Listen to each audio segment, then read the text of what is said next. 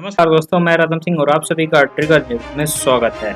Loan लेना महंगा, एक के बाद एक बैंक दे रहे ग्राहकों को झटका। एसबीआई से एचडीएफसी तक एमसीएलआर ने किया इतना इजाफा। वीडियो को शुरू करने से पहले अगर आपने हमारे चैनल ट्रिगर न्यूज को अभी तक सब्सक्राइब नहीं किया तो प्लीज इसे सब्सक्राइब कर लें और वीडियो को भी लाइक कर दें। भारतीय रिजर्व बैंक ने अचानक रेपो दरों में बढ़ोतरी क्या की? देश के सभी बैंकों ने एक के बाद अपने ग्राहकों को झटका देना शुरू कर दिया। तमाम बड़े बैंकों ने marginal cost of fund based landing rate यानी एमसीएलआर में बढ़ोतरी की है। इस सूची में एसबीआई से लेकर एचडीएफसी बैंक तक और बैंक ऑफ बड़ौदा से लेकर यस बैंक तक सभी ग्राहकों पर बोझ बढ़ा दिया है। यानी होम, ऑटो से लेकर पर्सनल तक हर लोन महंगा हो गया है। पहले समझ लेते हैं कि आखिर ये एमसीआर है क्या और किस तरह इसका असर पड़ता है। तो आपको बता दें कि इस दर को भारतीय रिजर्व बैंक ने शुरू किया है। इस दर के तय होने पर इससे कम रेट पर कोई भी बैंक अपने ग्राहकों को लोन नहीं दे सकता है। आमतौर पर इससे ज्यादा दर पर ही बैंक लोन मुहैया कराते हैं। इस दर में इजाफा होने से लोन भी महंगा हो जाता है और ईएमआई में भी इजाफा होता है। सबसे ताजा वृद्धि सार्वजनिक क्षेत्र के बैंक ऑफ बड़ौदा ने की है।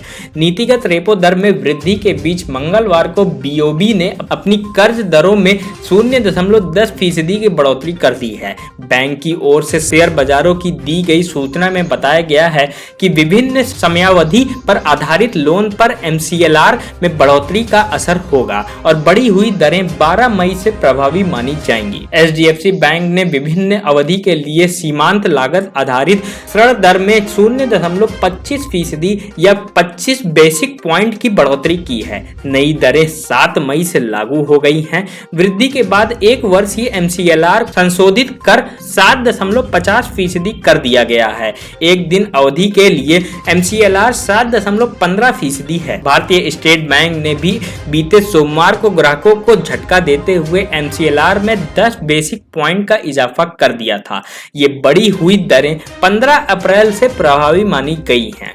इसे बदलाव के बाद एक रात की अवधि से 3 महीने तक के लिए एलसीएआर की दरें 6.65% की जगह 6.75% हो जाएंगी। वहीं 6 माह के लिए बढ़कर 7.5 और 1 साल के लिए एमसीएलआर 7.10% होगा।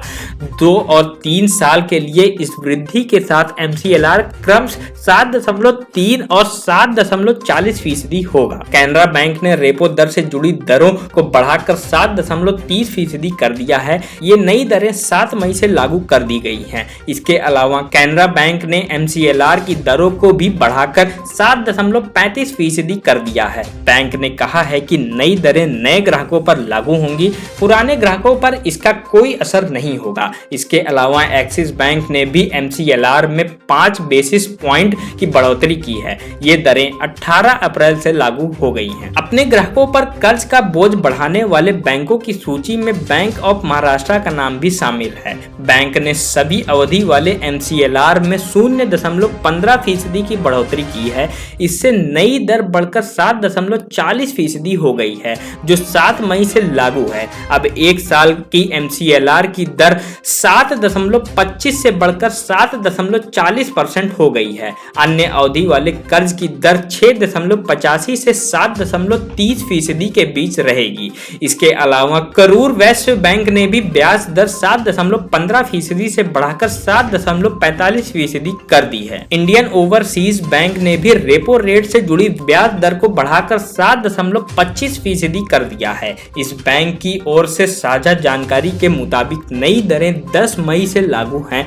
अब इसी दर पर ग्राहकों को कर्ज मिलेगा। इसके अलावा पिछले दिनों यस बैंक ने भी सभी लोन टेन्योर के लिए लोन रेट्स यानी एमसीएलआर की सीमांत लागत में 10 से 15 आधार अंकों की बढ़ोतरी की है। यस बैंक की वृद्धि 2 मई 2022 से प्रभावी हो गई है। आप सभी का इस पर क्या कहना है हमें कमेंट बॉक्स में जरूर बताएं। अगर आपने हमारे चैनल ट्रिगर न्यूज को अभी तक सब्सक्राइब नहीं किया तो प्लीज उसे सब्सक्राइब कर लें और वीडियो को भी लाइक कर लें। मिलते हैं आपसे किसी नए वीडियो में किसी नए टॉपिक के साथ। तब तक के लिए जय हिंद, जय भारत।